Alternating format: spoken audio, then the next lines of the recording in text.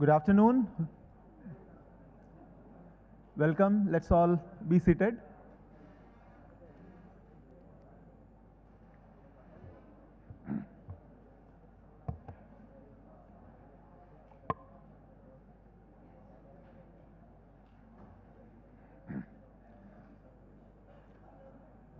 We have been learning since morning, and I think this tea breaks help us to assimilate and network with our friends, whatever has been our learnings and all.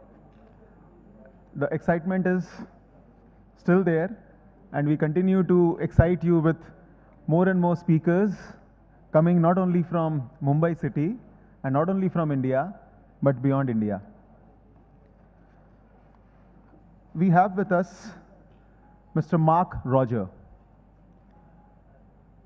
Mark, there is an opportunity which is there, which is importance of the platforms and distribution and the global view about that. There is an international expectation which is going up day by day. And Mark is going to share with us about all those what is internationally there. Mark's focus as at Sunlife Financial Bermuda is to set the strategic direction, distribution, model, and competitiveness for the offshore investment and life products. As Vice President of International Sales, Mark ensure the Sunlife Financial Bermuda products are appropriately positioned within a firm's portfolio to be successful. Under Mark's leadership, he has specialized team of internal and external wholesalers that market Sunlife's financial Bermuda products in Latin America, Asia, and Middle East. As a leader, Mark is known for his passionate vision and belief in the company and product distributed, as well as the importance of anticipating firms, broker, and client needs. Mark brings a range of experience since 1977 that helps him balance risk and opportunity for the division. Mark serves as MFS as president of MFS International. He is director of the Independent Dealers Distribution Channel and heads the Insurance Product Division. He is also served as managing director of retail, where he spent 5 years in London establishing the distribution team for Europe. Ladies and gentlemen, let's all welcome and join our hands together to welcome Mark Roger. Thank you. Thank you. Appreciate it. Well, good afternoon. I love this. I mean, I do. I do a lot of things in my career. A lot of the times is sitting behind a desk, figuring out budgets. And when I get a chance to come out and talk to people like you, I have a wonderful time. And I love it. Here's the other thing I love. I love our business. And I love what you do for a living. And we're going to talk about that a little bit today. And we're going to walk away, I hope, just feeling as though we understand what I think your job is. And some of you will get mad at me, but I can live with that because I fly out tomorrow morning. Okay? What I think your job is, and then a little bit about why I know you make a difference. And we spend so much time worrying about things that I don't think make a lot of difference to our clients' long-term financial success. And I'm going to give you the one thing that I think makes a difference to our clients' long-term financial success. I sold my first life insurance policy in 1977. I was 16 years old, unlicensed, and was not supposed to do it. And ever since then, I've pretty much been in this industry. I took a break for university, and then I went and I ran a bookstore for a short period of time, but this is what I do. Now, before questions start coming, there's one thing that's important for me to help you understand. I don't know much about investments at all. Okay, I'm going to say it again. I don't know much about investments at all, and you'll understand why in a second. I don't even like them. They don't even interest me. What interests me greatly is client behavior. And that's where I've tried to build my career, both as a retail, if you will, as an advisor, like I was 100 years ago, that you all do now, and what I talk about now when I talk to brokers, and I talk to advisors, and I talk to bankers. Now, it's always important for me to depress myself a little bit. So you heard that I entered this business officially in 1977. How many people here were not yet born in 1977? That really is depressing. So, I've seen a lot of ups, I've seen a lot of downs. So I was asked to talk about platforms and where I think platforms are going. And I'm going to try to do that within the context of what I think client needs are and where we are. Now, I'm going to say something that's going to make my sponsor angry. It's going to make my colleagues at Sunlife Asset Management angry, is what I think what's going to happen to the platform business means nothing. I don't think it means anything to you, because whatever's going to happen is going to happen.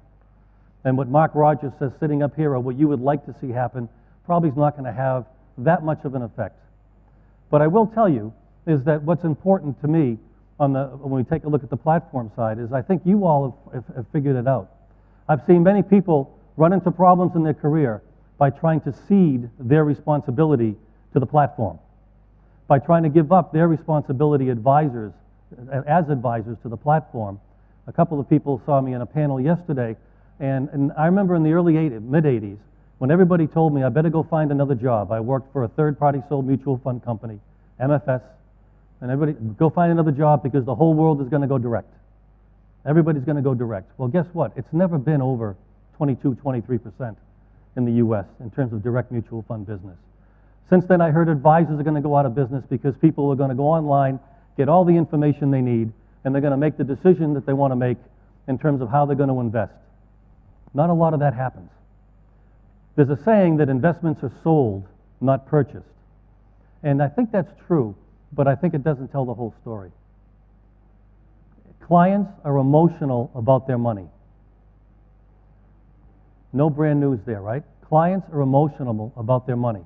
When I first started giving presentations when I was a young guy, I used to sort of make fun of that. I used to deride that. Clients make, emotional about their money. Well, here's the dirty little secret. When I was making fun of people who were emotional about their money, I didn't have any. Okay? And as soon as I got a little, as soon as my career started to do okay, I got damned emotional about my money. And we should be. It represents years of hard work, maybe generations of hard work, represents retirement, represents taking care of our children, represents taking care of our parents, represents long-term happiness, all of those things. And if we're not emotional about those things, there's something wrong. However, if we make our financial decisions based on those emotions, everything is wrong. I'm going to give you two numbers, and they are directionally correct, but I wasn't planning on saying this, so they're not exactly correct. The first one is, I think it was 9.8. The second one is 3.2. I know the second one's correct. The first number represents what the return of the S&P 500 in the U.S. gave over a 10-year period of time. I forget exactly when it ended. I actually think it was 2012. The 3.2, according to a company called Dalbar and Associates, the 3.2 represented what the average equity investor received.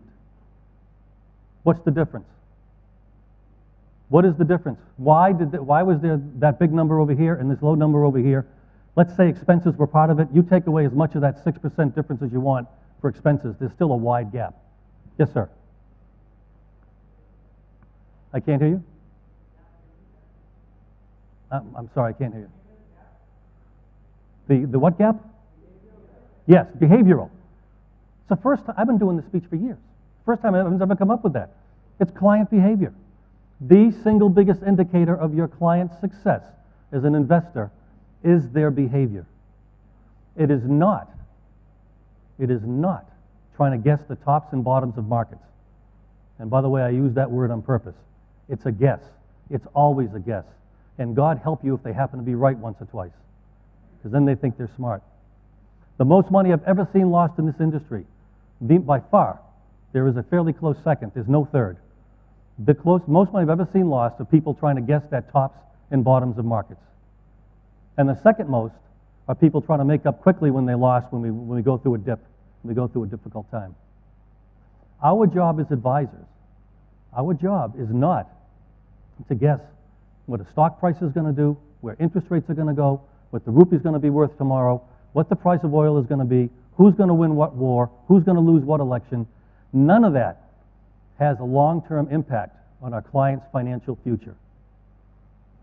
What has a long-term impact on our client's financial future is you, the people out there who do all the real work in this industry. You having a conversation about your client's goals and dreams and aspirations, what their risk tolerance is, what their time frame is, what keeps them awake at night, and then helping to put together for them, just like an institution does. I wish I had some slides for you to show you the difference between institutional investors and individual investors on a global basis. It's astounding. Put together an investment policy, and then sticking with that investment policy. Your job is to take the emotions out of those decisions. Your job is to hold their hand when markets are bad, when to control them when markets are good, and remind them why they purchased what they purchased.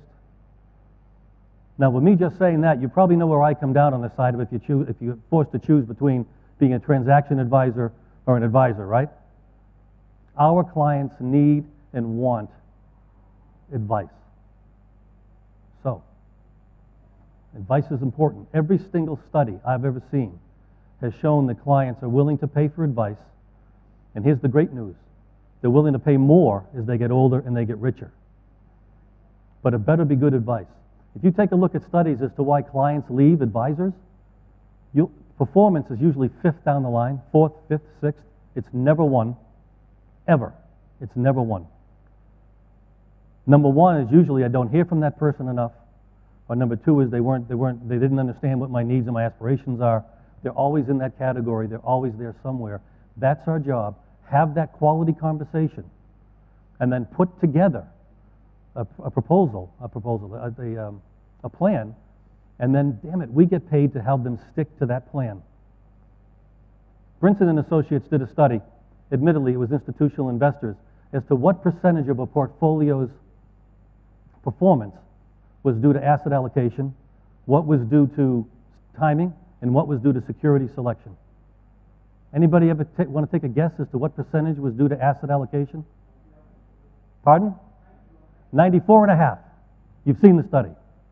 94.5% of a portfolio's performance is due to the asset allocation, which leaves 5.5? 5.5% for portfolio selection and for timing. Ladies and gentlemen, I want you to ask yourself a question. I won't ask you to raise your hand. Where do you spend your time when you're talking to your clients? What is it that you talk about when you're talking to your clients? Most of us spend most of our time talking about security selection, timing, this stock, that stock, what's going to happen, interest rates, etc. And it's not your fault. You want to know why?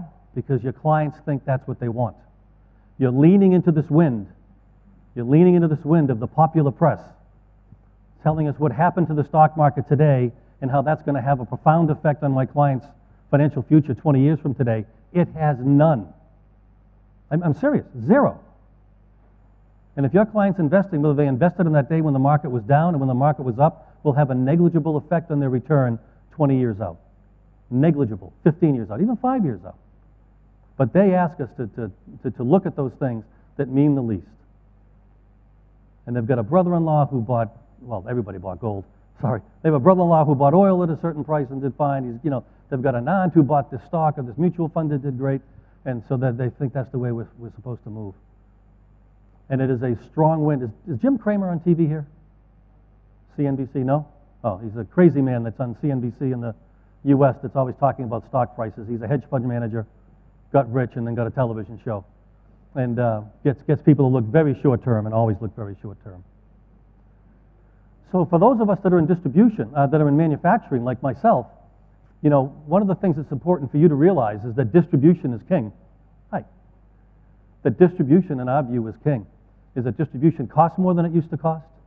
Distribution is much more competitive than it used to be, so that you're in a position to be sure that whatever platforms that you're working on offer you the kinds of things that you need. I love the philosophy here, which I don't know very well because I just learned it this afternoon, of Next Advisors.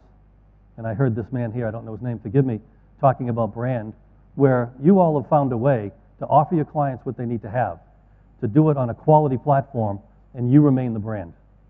That your clients understand, at least I hope they understand, that where their performance is going to come from, where their long-term future is going to come from, their happiness is going to come from the advice that you give them, and they move forward. So around the world, here's what I see. I see there's all kinds of platforms. There's execution-only platforms, particularly in Europe. There was a bunch of those that sort of, gone by the wayside. In the US, you can buy anything you want, any way that you want to. There are firms that are somewhat like yours. Linsco Private Ledger would be an example that is a consolidator of smaller advisors and brings them together. And their job is to offer you the right technology to be able to, number one, offer your clients what they need, number two, execute what they need appropriately, and number two, to find a way to report what it is that they have and what is it that, that they want to have. And I think that what you're going to see, and this flies in the face of popular convention, is I think you're going to see, particularly as times get bad, again, which they will, because they always do, is I think you're going to see a rush towards advice. I think you're going to see a rush towards the model that you all represent. I have seen no evidence in my career, none, that we're going to be overtaken by people making their investment decisions online. I mean, virtually none. What they do use online is that they get all kinds of information, okay? Is that and on two different levels. One, the transparency of everything that we as manufacturers offer, whether we like it or not, by the way, we do, because it makes our lives easier, is there. Because there's nothing that's not transparent any longer because of what's available for information. That's the good side. The bad side is that there's so much information that they sometimes think they know a lot more than they know. And that's, again, where we come into play. Our interests have to align, and even more so than ever. You know, when I first started in this business officially in 1977, there was a bond fund and there was a stock fund. I don't even think there was a balance fund. They tried to confuse me in the early 80s with a money market fund, and I made it through that. And now in the US marketplace, I forget how many thousands of mutual funds there are. In this marketplace alone, there's about 1,000 now. You've got like 1,000 different mutual funds to choose from.